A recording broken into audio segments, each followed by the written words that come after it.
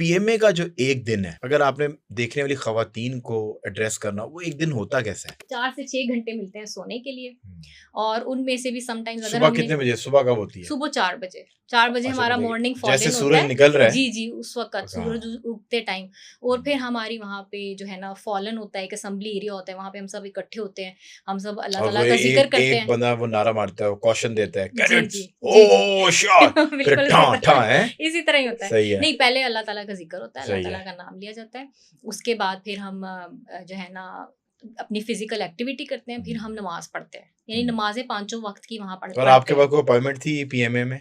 मेरे पास अपॉइंटमेंट नहीं थी कोई। अच्छा, लेडी कैडेट बस मेरी थी, क्योंकि खवातीन हमारी 41 खवातीन थी ना, तो उसमें स्विचिंग होके समटाइम्स प्लटून की कोई हेड आ जाती थी, लेकिन नॉर्मली हमारे पास जो सार्जेंट था ना वो मेल था। जो अपॉइंटमेंट थी वो मेल की ही थी। रगड़ा चढ़ाता था जी, जो वो फारिग टाइम में हमें एंगेज करके रखता था, तो वो बहुत सीनियर वहाँ पे कैडेट होता है, उसको सार्जेंट बनाया जाता है वहाँ पे।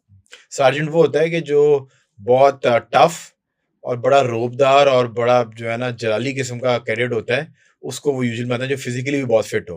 अच्छा, नॉर्मली ना उसको एडजुटेंट होता है ना, वो सबसे ज्यादा पीएमए में जो आपने देखा होगा परेड्स के अंदर एक घोड़े पे बैठ के शख्स आता है, वो होता है, उसको एडजुटेंट बोलते हैं। उसकी आवाज भी जो है ना वो बड़ी रूपदार होती है, वो माइक के बगैर बोलता है, वो होता है।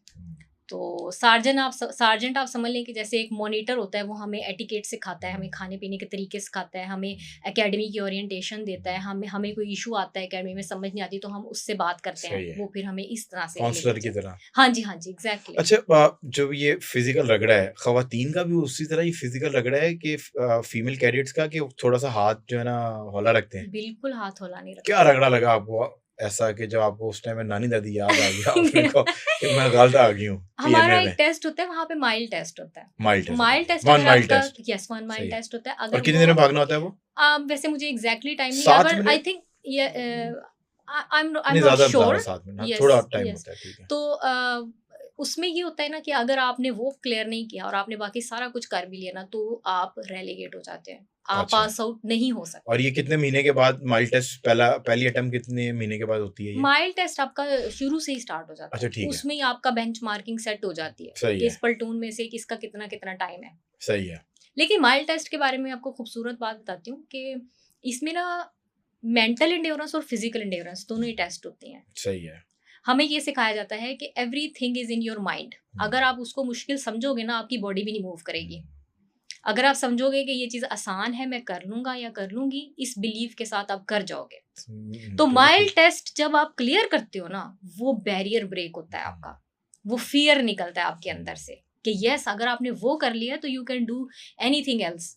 फिर बाकी चीजें छोटी लगती हैं। आपको सिखाती है ना, बिल्कुल। स्पोर्ट्स आपको हमेशा एथलीट को के पास वो सोचने की ताकत ज्यादा इस वजह से होती है क्योंकि वो मेंटल बैरियर्स को ब्रेक करता है। बिल्कुल। और वो फिजिकल एक्टिविटीज वो परफॉर्म करता है कि जो देख के लोग अमेज होते हैं, और मतलब अगर उनसे आप कहेंगे, वो कहेंगे ये इम्पॉसिबल है कि ये सारी चीजें जो है ना वो हो सकती हैं। और खूबसूरती इसकी ये है कि हमें ऐसे देखने वाले को लग रहा होता है कि वो जो फिजिकल एक्टिविटी है ना, जैसे माइल एक बंदा भाग रहा है, नहीं, उसको लगता है कि ये जो है ना हर वक्त मेहनत कर रहा है और फिनिश पॉइंट तक मेहनत कर रहा है, जबकि ऐसा नहीं होता।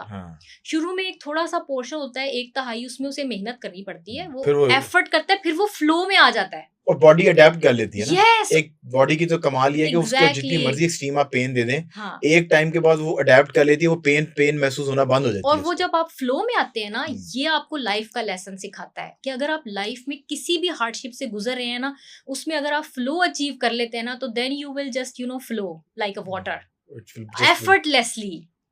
तो जितने भी बड़े चैलेंजेस आए आपके पास, फिर आप जब एक दफा आपने बैलेंस और फ्लो गेन कर लिया ना, you are going